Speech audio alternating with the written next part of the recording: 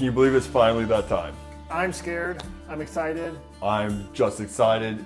I built this Kamal and Sakashima Partners deck for you how long ago? We're going to say a week.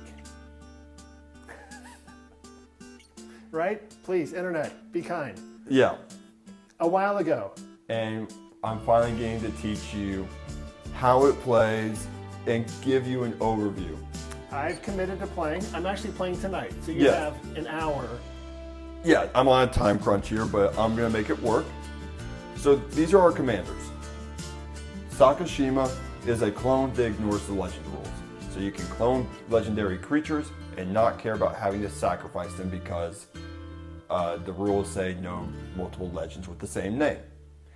Kamal makes things big and hits for lots. Yes. Makes things big and hits. Okay.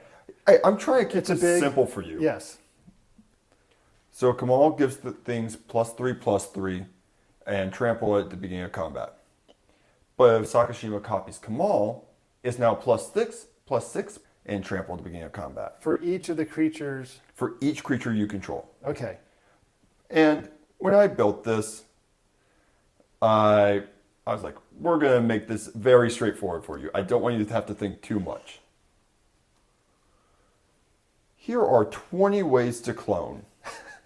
Okay. And he knows me well.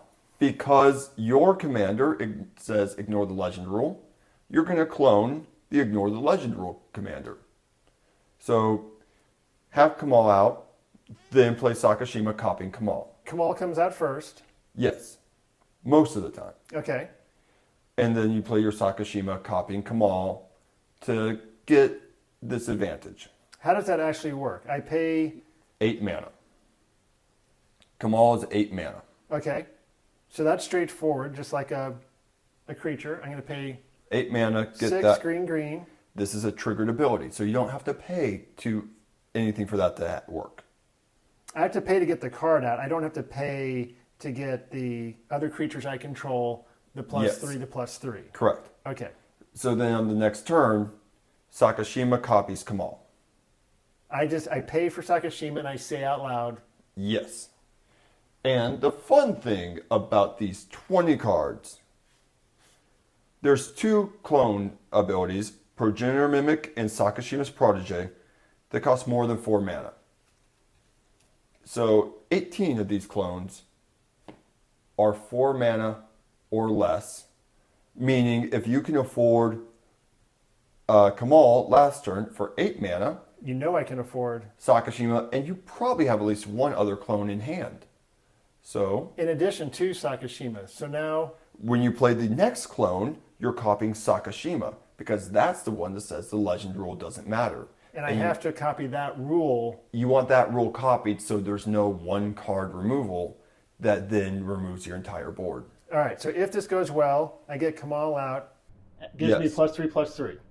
And then I get Sakashima out, which clones it, so I get an extra +3/+3. So now total, I'm at +6/+6. Yes, and trample.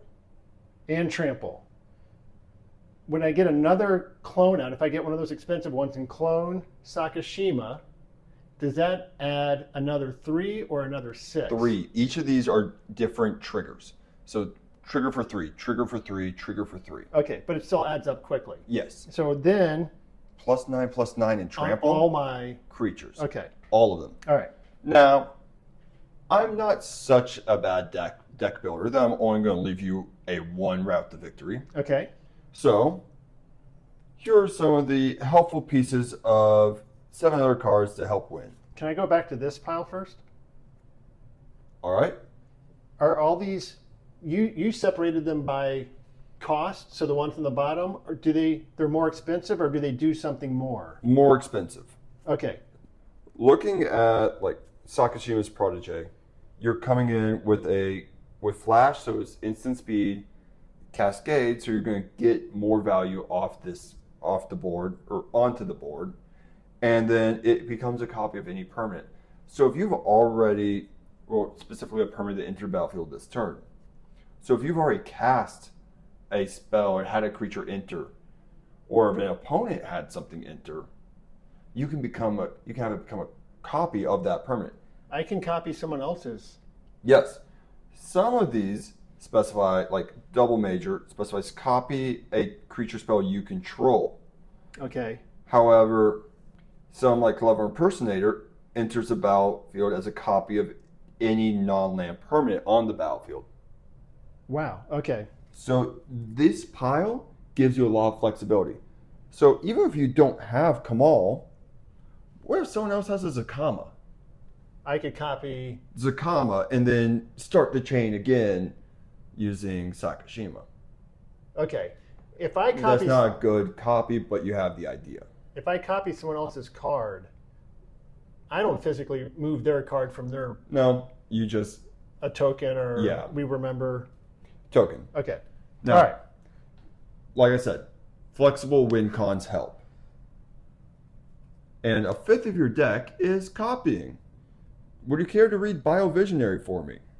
Creature, at the beginning of the end step, if you control 4 or more creatures named Biovisionary, you win the game. So I have to make a concerted effort at some point. To just copy it.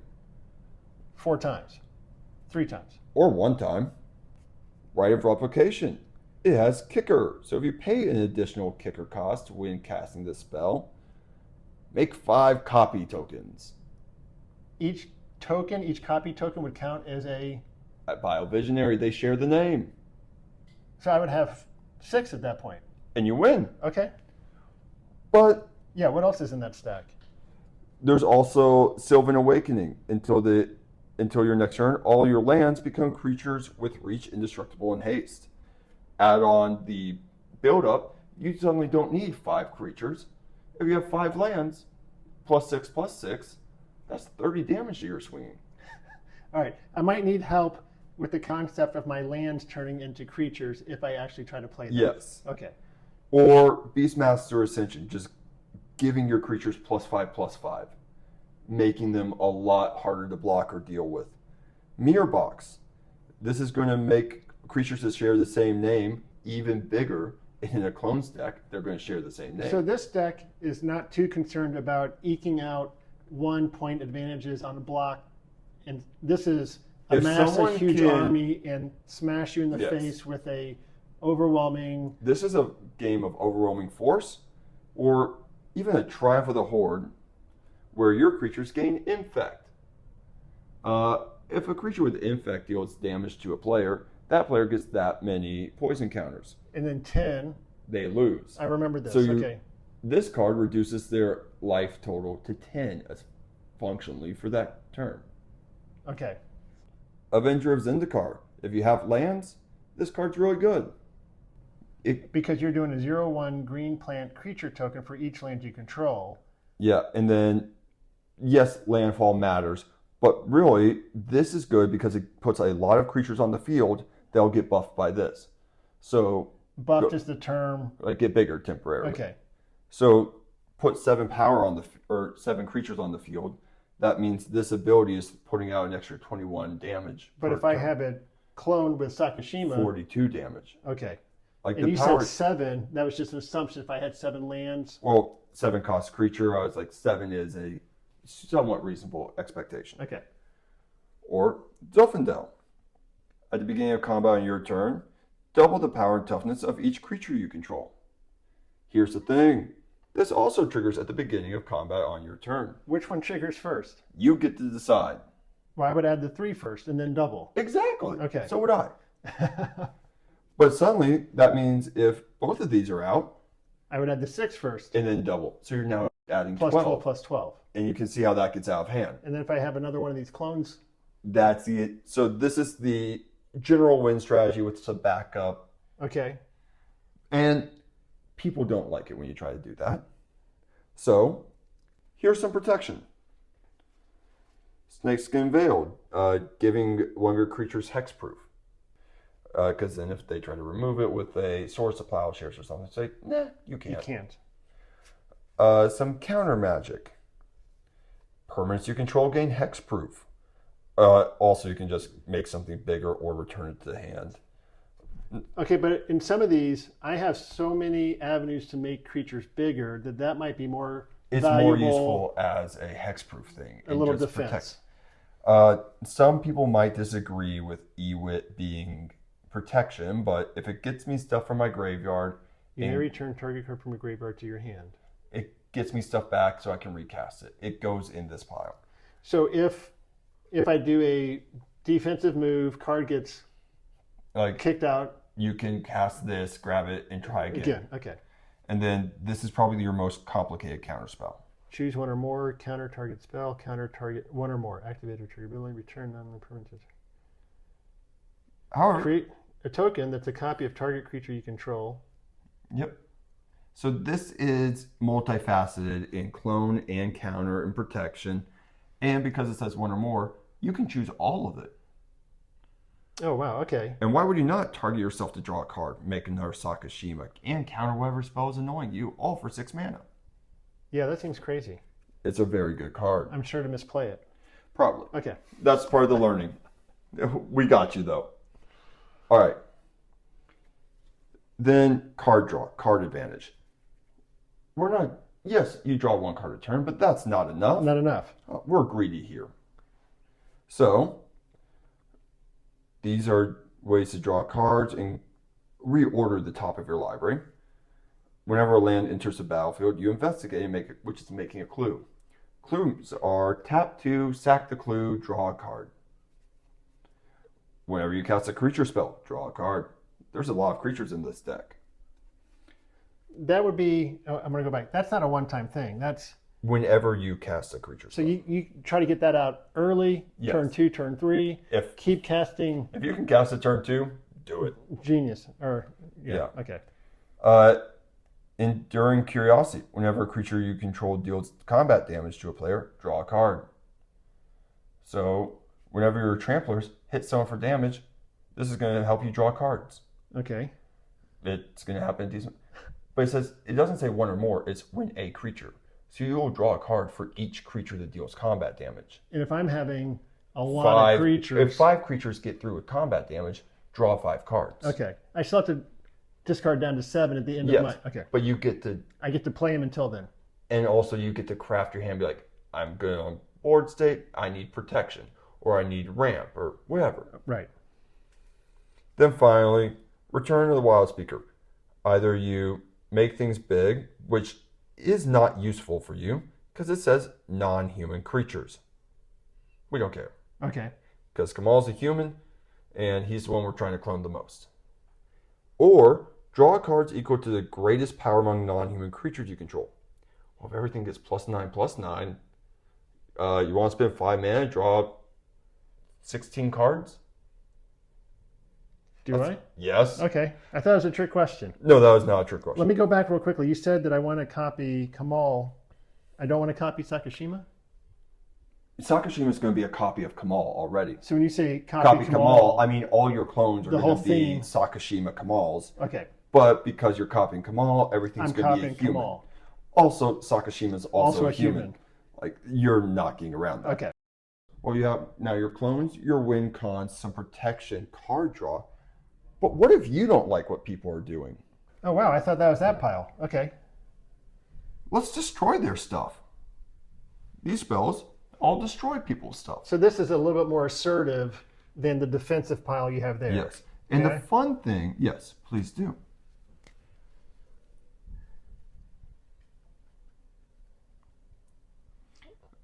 When I'm actually playing and I'm drawing cards, in general, do I have time to read the cards? We will take time to make sure you get to read the cards. Okay. And I want to also point out, when you're being more assertive, yes, I put the counter magic in the protections pile. You can also use it to tell other people, no, you don't get to do that. Okay. Counter magic can be used you can use counter magic for aggressive politicking, saying, I don't give you permission to do that, but if you let me have my next clone spell, I won't counter your commander. Do you have to prove that you have what you say you have if you're politicking? Yes and no. Is it a little bit of poker? Poker player here? Yes, I am a poker player. But there is a common held belief that long term, it is far better to be honest when doing politics Because if you break trust, no one's going to politic with you. No one's going to make these You can't deals. get people on your side in the future. Okay. Like, that's part of why I function as a Magic player. I build horrible, disgusting Rakdos player decks. But you're honest about it. Yes, and everyone knows if I say, cool, I promise not to do something, I won't do it. Okay. Like, I am a man of my word there. Anyways, backtracking. We've looked at a lot of expensive spells. Yes. Well, you know what helps with that? Inexpensive spells. 14 pieces of ramp. Oh, so I have enough mana. Soul Rings. The elves, the mana dorks we've been talking about. Ways to get more lands. Every time a land enters the battlefield, get more mana. Like, this pile is all about being able to afford all the expensive things. In general, because I always have to ask in generalities, and they're all cheap, right? I want to play these. If these are in my hand early, I want to play these early, get them out so that I can afford everything else later. Okay. And I want to, if it's a tap to get mana, I want to tap it and go. It's not out there for, What do you mean tap to get mana? No, I guess it's all straightforward, isn't it? Yeah. Okay. The only thing not straightforward in this pile would be Tireless Provisioner. But that's when a land enters the battlefield, make a treasure token. Okay. I get 2 there. Yep. All right. Just for my own sanity. Thank you. If anyone hasn't noticed the theme yet, I have all of these piles organized by least expensive to most expensive in terms of mana value. All right. I didn't notice. I thought I told you. You did tell me. Lands. 2 non-basic lands, because I'm not trying to have you play complicated lands, land matter stuff. Yes, there are landfall triggers in your deck, but this is not a landfall deck where you need to get 5 things to trigger a turn. But landfall is different than ramp. This is a ramp. Ramp heavy, yes. Okay. So you have 2 non-basic lands, basically for mana fixing. If I have too many greens down and I need some blue or, okay. Yeah. Taps for 1 of each. Oh, wow. Okay. Yeah. However, it enters tapped and it... So I was asking about this earlier, along with the ramp. If this is out, I basically want to tap this as often as possible. Yes, it's very good. Okay. And then it's... I think I got these. Yeah, it's basic lands. So you have the basics. All of that's good. Here's the next part. These would be in the command zone. If I were running this deck, let's say 3 lands,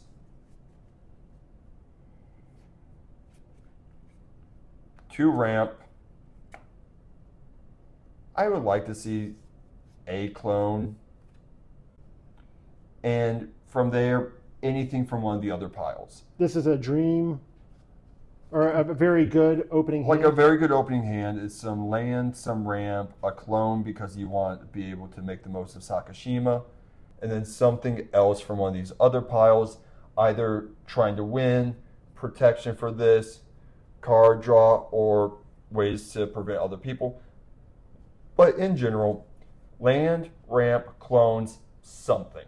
And then in general, if I have something like this, I'm in a race with myself and whoever I'm playing against to get as much land and mana out so that I can afford to bring in Kamal. Yes. So if someone attacks me and I have, I don't know, these 2 out, I don't want to sacrifice them yet. I mean, life is a resource. If someone wants to swing at you for 2 damage, that's fine. Yeah. All right. I'm more interested in getting Kamal and Sakashima out together. Yeah, if you have Kamal and Sakashima out, then you're doing the big damage. People can't afford to. The two life that I gave up, we don't care about if I'm swinging 20, 30, 40. Exactly. Okay. All right. So this is generally what you're looking for. Can you show me a potential opening hand that I would want to mulligan if something turned out like this? If I had a couple lands, no ramp? Or some of the more expensive? Well, let's do that. And so if there's no ramp in this hand, don't keep it. You want at least 5 pieces of a mana generation. Wow, that many. Okay. Between lands and ramp. Okay. Because this is going to be expensive, I want you to be able to play through it. And you got I got to hit the ground running. Exactly. All right. This is not a deck that can go start slowly. But I'd you be in trouble. still have to be able to play. Right. Like you need not necessarily a turn 1 play, but you better be trying to ramp by turn 2. Do you feel comfortable about going into tonight? Not at all. Too bad. He'll figure it out, and we'll help him through.